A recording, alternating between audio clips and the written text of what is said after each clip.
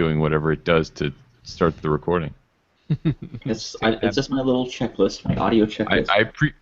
I appreciate it because I forget sometimes. Here we go.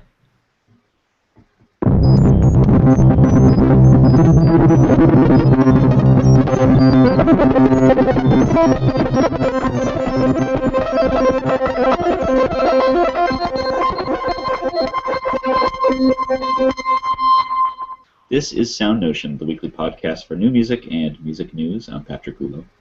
I'm Nate Blayton. I'm Sam Merciers. And I'm David McDonald.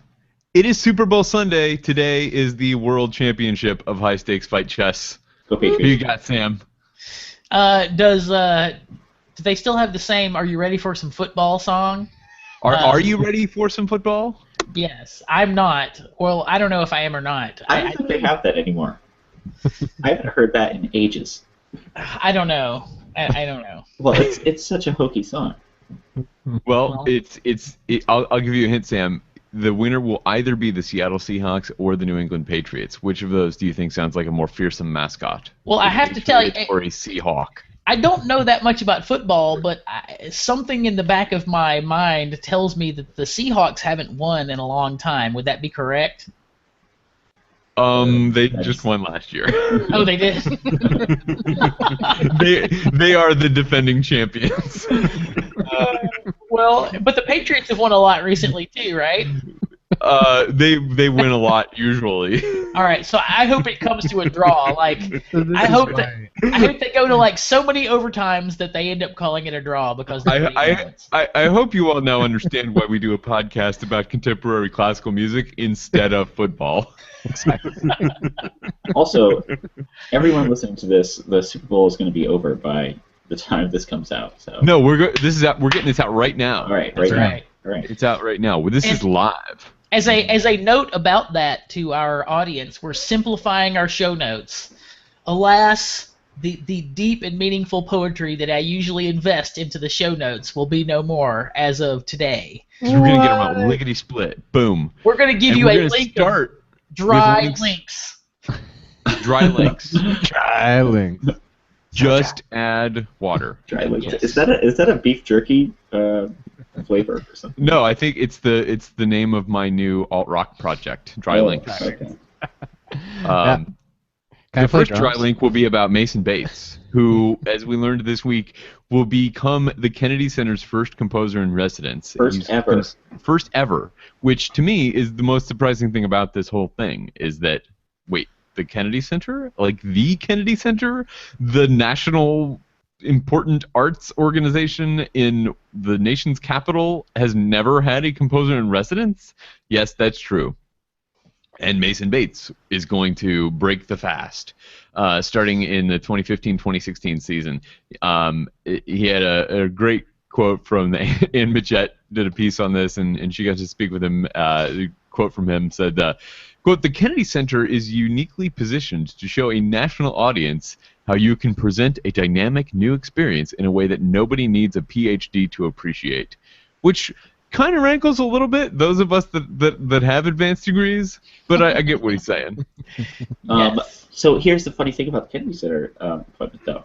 So the Kennedy Center comprises a whole bunch of stuff. It comprises the symphony, the Washington National Opera. There's like some jazz stuff. It's Does it have a nightclub for DJ Masonic? I don't know if it has the nightclub yet. Okay. He might have to implement that, but would do his duties. It is bring your own nightclub at the Kennedy Center. Yeah, it will be under Mason. Or at the very least, bring your own glow sticks. Yeah, but like, is he going to be writing an opera or engage with the opera in some form, or? So what you're saying is he could engage. He could engage with any of the performers that are associated with that venue. Well, that's what I'm saying, because it's not the Washington National Opera composer in residence. Yeah, it's true, and it's not the National Symphony composer in residence. That's very interesting. Does Mason Bates have an opera? Everybody's got an opera, Sam. It's the hip new thing, and he's a hip guy. I'm gonna see if you're not a composer until you have an opera. But yeah, that's pretty cool. And as we discussed last week, Deborah Rutter from Chicago Symphony Orchestra is the composer or is the president of the Kennedy Center right now. And, of course, Mason Bates is a Chicago guy and was the composer in residence at Chicago for a long time. So, this little small bit of nepotism there. But it's very cool that a young guy like Mason Bates, he's in his 30s still, right, is going to be the composer in residence for, in as much as we have a national arts organization for our national arts organization. Yeah. And the article points out that they really, this is just the assertion of the author of the article, that they reinvigorated interest in new music at Chicago when he and Anna Klein, who were both, I guess they were both running concurrently in their last year of a 6-year residency there. They have a couple of different composer in residence programs at Chicago. They've got a composer in residence, and then they've got like a separate young composer in residence or something like that. And I think that's what Anna Klein was. I think they're the same. Are they the same? Yeah. I should say I believe they're exactly the same. Anna Klein's one of our composers, so I talk to her quite often. I'm pretty sure they're the same. Well, that's interesting then, that they would keep a few different chairs. That's great. Well, Chicago has been doing it, does too. So in Chicago, just announced their new composers in residence, which are Sam Adams and Brewer Patriot Sam Adams. Yes, yeah, no, I think he was named quite Brewer Patriot composer Sam Adams. The year came out. No, Samuel Adams and the other name escapes me. Much like President composer John Adams. Yes, much like his son. Samuel Adams, the son of John Adams. This is why you tuned into this podcast, in case you were thinking to yourself, why do I listen to these idiots? It's for this level of information. That's right. Patrick, you had an interesting experience at the opera this week. The opera. The opera. Yeah, it is the opera. The Met. Yes. I did. So we were reading about this, and we were talking about it before the show, and Sam says, did you guys hear about this guy that jumped on stage at a Met Opera performance this week? And Patrick goes, yeah, I was there. So, firsthand. So what happened, Patrick?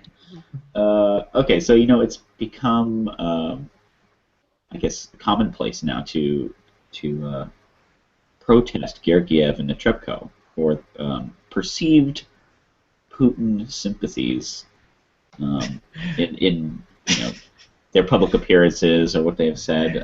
Perceived? They're only perceived because of the things he does. Okay, and the things that he said. On television.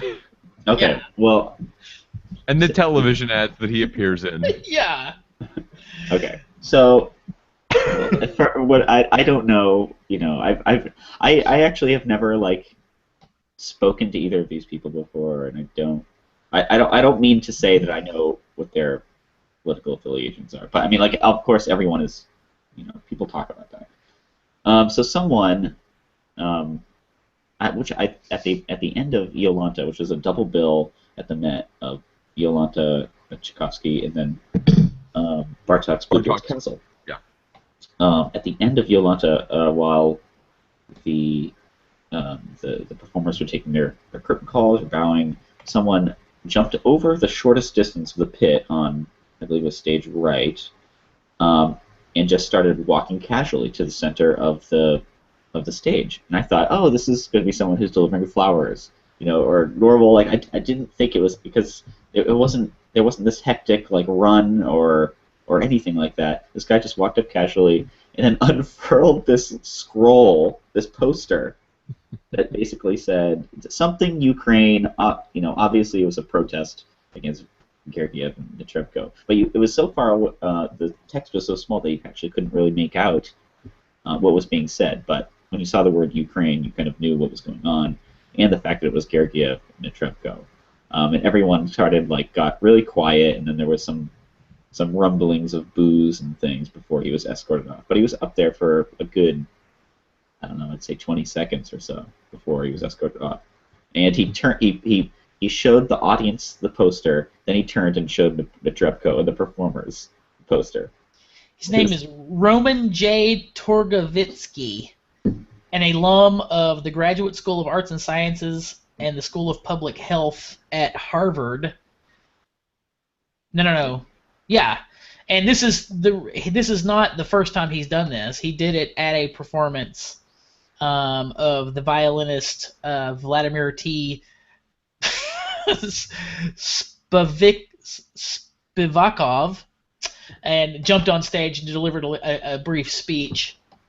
This was only. I thought you were going to say that he had interrupted a previous Anna Netrebko performance, and I was thinking, well, that's got to be awkward. Well, he did some recital at Harvard. This is only covered in the Harvard Crimson. So that was the minor leagues. He stepped up to the major leagues now. He's serious about his disruptive protesting now. Well, I'm glad that we got that sorted out. So the most important question here is, Patrick, have you emotionally recovered from the ordeal? I was in a corner in the fetal position for a little while, but right. I'm okay now. It actually very professional ushers helped you out at the Metropolitan Opera. Yes. I wanted to point out, by the way, and I pointed this out before the show because I think it's hilarious, and I tweeted about it earlier this week. Bluebeard's Castle in Iolanta that they're doing at the Met right now, this double bill, is going to be the live in HD stream to movie theaters all around the world on February 14th. So on Valentine's Day, they are presenting Bluebeard's Castle, which is about a guy who brings home his new wife to his dungeon and shows her the rooms where he has tortured and killed his previous, 7 wives or something like that. I should say it is an incredible production. The set is amazing. I was very romantic. I can't imagine anything more romantic. Nothing says "I love you" like "Let me lock you in this dungeon." Of course. Well, she was kind of for it the whole time. She was like, it's all right. Well, the first few doors are all hunky dory. It's the last few where you get a little weirded out. Well, I think the first door is the torture room. Well, then she takes a bath in the jewel room, where she sees all the jewels covered in blood, and then the point is you get to hear the brass section, and it makes everything okay. Yeah. Yes. Basically, yes. When we see his domain, it is all blue and glorious. Speaking of nothing we were just talking about, SoundExchange announced this week, I guess, or just this week, that they paid out a boatload of royalties last year. So SoundExchange is a performance rights organization that covers recordings. We've talked about the discussions about people whose recordings are getting used on the internet not getting paid for them. We talked a little bit about the lawsuit with the Turtles suing SiriusXM. Remember this? About pre-1972 master recordings not getting paid? Well, part of this whole thing is also that recordings get paid on the internet. And SoundExchange is like BMI or ASCAP, but for recordings instead of compositions. And they paid $773 million in music royalties last year, which means that people are continuing to use music on the internet. I don't know if you guys heard about this. So yes. I have a question though, and this I don't know if this is a dumb question or not, but is I'll tell you. Tell me. Is that a lot of money? In the grand scheme of who's being paid and everything. It's dumb question. Well, see, the article doesn't offer a breakdown. Before. The thing is, it's hard to say. It's more than ever before. It's probably less than ASCAP and BMI paid out, but it's more than they've paid out before. Because the ways that people are using music now tend to require the licenses that SoundExchange deals with more than it ever did before. So it is probably not enough, but it is growing. So I hope that is a sufficient answer to your question.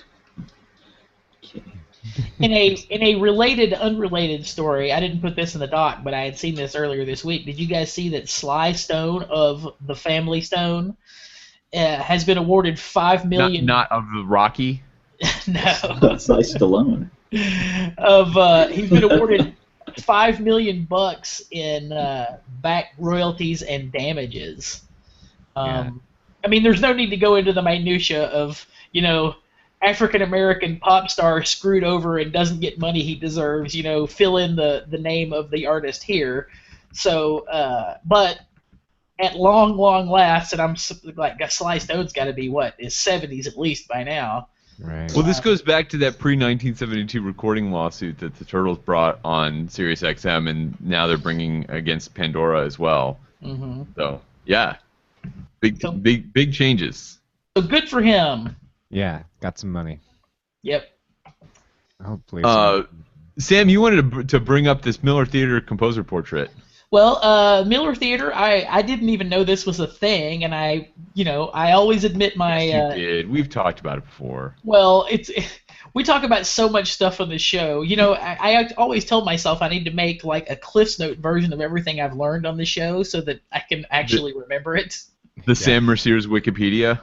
Yes. The Miller Theater composer portraits, which is obviously a thing that smart, engaged composer such as myself knows about,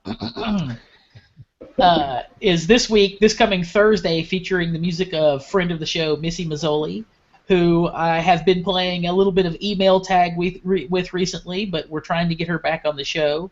She was on, I think, like a double-digit SoundNotion way back in the way back. Yeah. Early days. Yeah. In the way back. Yeah, so it would be nice to get her back on the show. But that is happening this coming Thursday. Oh, we did talk about it a couple of weeks ago. Dave just texted me. No, we talked about the Minnesota Composers Orchestra. Okay, that's well. I was which trying is what you were talking about. Yeah, well, that was an episode that I missed, and that's why I didn't know about it. Okay. Well, that's my excuse for not knowing about it then, that I wasn't on the show that day. Anyway, so where were we? Is that I was busy. I don't know. It might be. Do we talk about the Carnegie Hall project? No. Patrick seems to know the most about this. Tell us about the new Carnegie Hall commissioning project. Very ambitious one. Yeah, very ambitious. So Carnegie Hall earlier this week announced their 125th anniversary season. It is for 15-16, and the one of the main projects during this coming season and the following 4 seasons, I believe it's still 5 seasons, is that they commission 125 new pieces of music, which is kind of incredible. I don't really know if any other organization has done something like that before. At least for 125. So it's an ambitious project, and the new creative chair, Deb's creative chair, the Kronos Quartet for next season, is going to be heavily involved and I think sort of spearheading this. There are commissions from a number of well-known composers. You can read the press materials on Carnegie Hall's website and stuff. I'm sure there are articles about it. But 125 new works. That's nothing to shy away from. It's 25 a year by my math. Yes. And I went to college. Yeah, and it's interesting to have the creative chair being an ensemble that is very engaged with new music instead of a composer. I mean, I don't know that there is an inherent value one way or the other, but it certainly seems like it'll bring a different perspective than a composer would bring, which is not necessarily a bad thing. Composers tend to be self-absorbed a-holes a lot of times. That's actually it's interesting that you bring up the role of the performer there. It's something that I sometimes tell my students when they are trying to find music that they like to listen to. I often tell them to kind of bounce back and forth between performers and composers, is to start with somebody they like, whether that's a performer or a composer, and look at some recordings of that person. And so if they're just looking for recordings by a particular performer, say Kronos Quartet, and they find a composer they like, then they go to that composer and look for other recordings of works by that composer, and then that will lead them to a different recording by a different group, and then look at that group's recordings for other works that they like by different composers. And so kind of networking between groupings by performer and groupings by composer, I think is an interesting way to explore the space, so to speak. Yeah. I like it. And go ahead, Dave. Go ahead, Dave. I was going to change topics. Go ahead. So was I. I was going to say that we should talk about some other podcasts on our network, because we have good podcasts on our network. And this week, Sam, I don't know if you've had a chance to listen to it yet, but Sam and I recorded a new episode of our new show, False Recap, last night, and you probably not had a chance to listen to it because I haven't made it yet. But you should go back and listen to our first one, False Recap, which is about Mozart in the Jungle, the Amazon Prime original series. And you should also, more importantly, that's kind of a goofy for fun thing, but this other one is important. Yes. Nate and Ben Furman had a fabulous interview this week with David Cope. Nate, tell people, if people aren't familiar with David Cope, what did they miss? Well, it's one of those conversations with just like somebody who knows so much about something that I don't know tons about. And like so if somebody's listening to this show and doesn't know who David Cope is, start there. He I forget where he is teaching, but like I first learned about David Cope from getting these workshop and algorithmic computer music summer institute kind of things. Like I've been getting these flyers for a while now, and reading about him. He and so he kind of mentioned this at the beginning of the show. Our show is all about electroacoustic music and different things, but we like to be flexible with that. And he is not necessarily an electroacoustic composer in that all of his music is generally acoustic stuff. But he's the guy who made software to write or to analyze music and then use the software artificial intelligence-wise to create music in the style of the database of music that he's analyzed.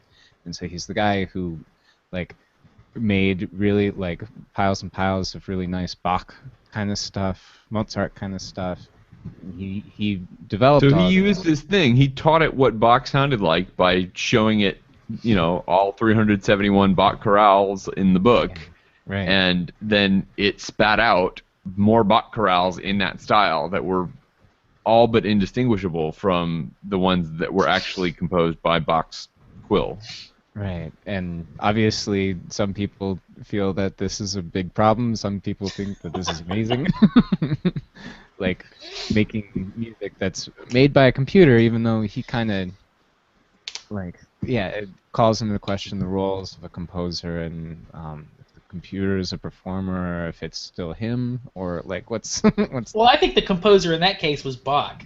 Right. Well, that's exactly what he was saying in this interview. It was really interesting, and he makes no bones about why he started doing it. He did it because he was stuck writing music with his meat brain and needed some help. And one of the things he said several times in the interview was that it let him go faster. He has been able to write more music by using this algorithm that looks at his music and creates David Cope music. Yeah, and computer-assisted composition is not something that's exclusive to David Cope.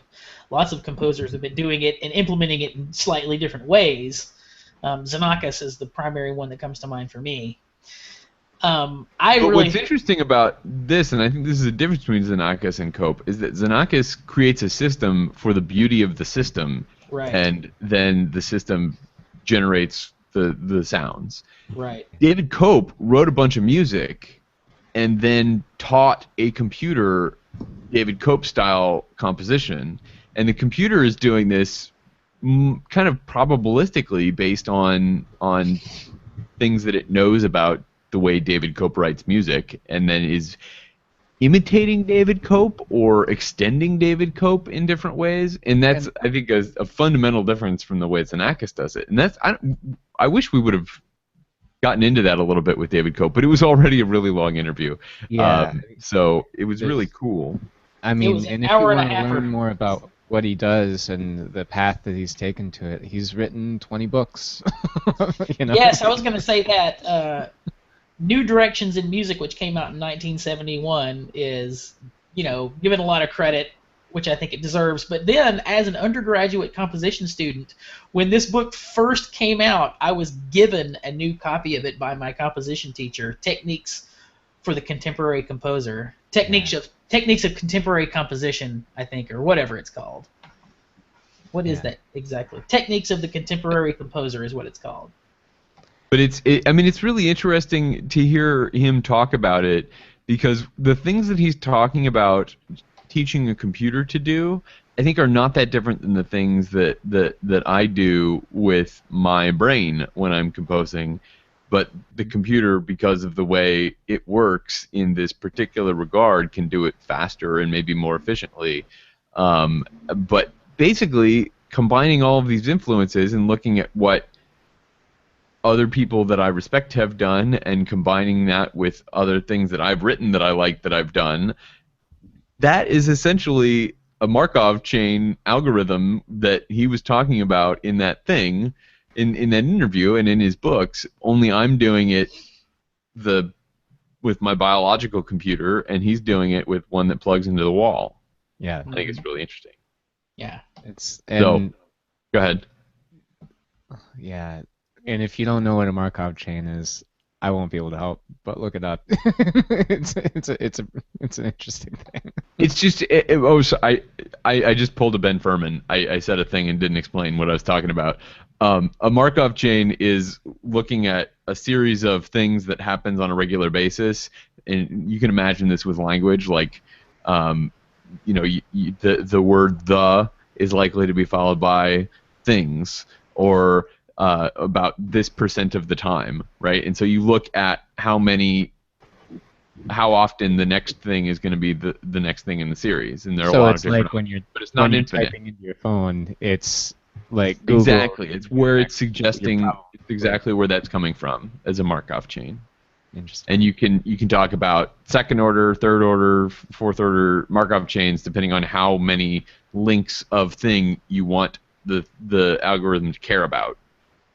Right, whether you want to just look at what the next one is, or based on the last one, or based on the last two, or based on the last three, or based on the last four, and that's kind of what Cope is doing. Though he's doing that at several different levels. Like he'll do it at one level for the phrase, and then he'll do it at a higher level for the form, and like all kinds of other stuff. It's very, very cool to hear him talk about how that works, and he said a really kind of interesting philosophical thing at one point in the interview, where he said that he thinks that all of life can be described in some way by Markov chains, by Markov algorithms. Like we do things because that's pretty close to the way we did them last time, but not exactly, and the way kind of we usually do them. It's really interesting. Yeah. Anyway, you should check that out, soundnotion.tv/PI for patch-in, or if you want something much less engaging intellectually, but still, I think, a lot of fun, you should listen to Sam and Mai's new podcast, False Recap. That's at soundnotion.tv/FR.